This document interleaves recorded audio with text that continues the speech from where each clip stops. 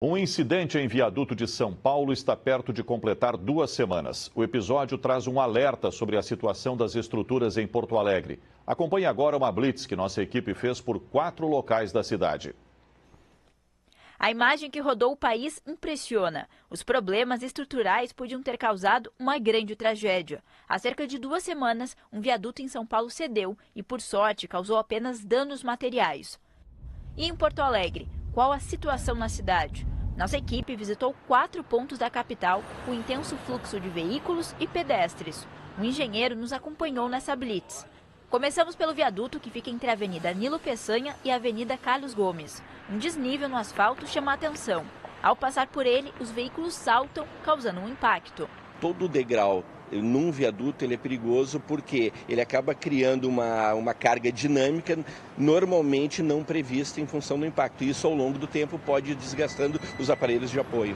Segundo o engenheiro, o ideal é fazer um reajuste no trecho para evitar danos futuros. O mesmo acontece com os buracos no asfalto, que podem causar infiltração. No mesmo viaduto, identificamos marcas causadas pela colisão de veículos. Uma placa indicando a altura do espaço impediria transtornos. A altura de saída é menor em função de um aclive que existe na via.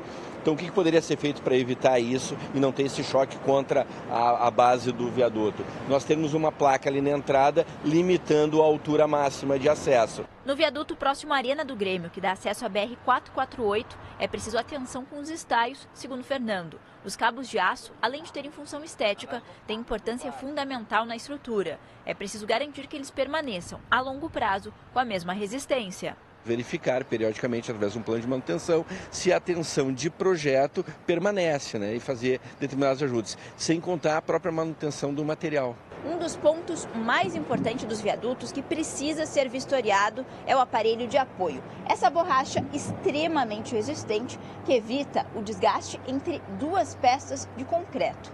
É ela que aguenta o impacto das cargas dos veículos.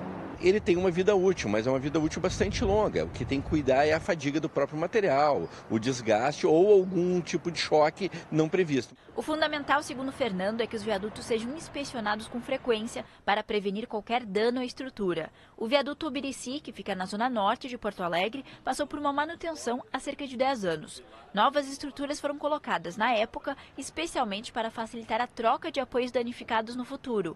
Essa mudança é feita para evitar colapsos, como o que aconteceu em São Paulo. Ao longo da estrutura, é possível ver um sinal de alerta: plantas que se desenvolveram em meio ao concreto.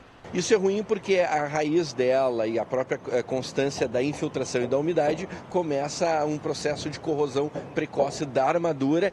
Outro problema identificado tanto no viaduto Ubirici quanto no viaduto da Conceição, que fica próximo à rodoviária, são os focos de incêndio. Marcas na parede revelam que fogueiras já foram feitas nesses espaços, o que pode causar danos à estrutura. O calor excessivo pode danificar justamente esses aparelhos de apoio em neoprene. E se eles altera a composição do material em função do calor excessivo, pode não funcionar adequadamente a estrutura de apoio. Para evitar problemas como o que aconteceu em São Paulo, há apenas uma opção: fiscalizar e cuidar da manutenção das estruturas com frequência. Os viadutos de Porto Alegre, de maneira geral, estão em boas situações, não tem risco estrutural. Fazer vistorias frequentes para verificar se os apoios estão adequadamente cumprindo sua função. Segundo a Prefeitura, foram vistoriados 50 viadutos, pontes, pontilhões e estruturas de concreto armado de Porto Alegre, e que vai encaminhar um relatório para contratar empresa de manutenção ainda este ano, mas que há inspeção extraordinária quando ocorre algum dano estrutural significativo.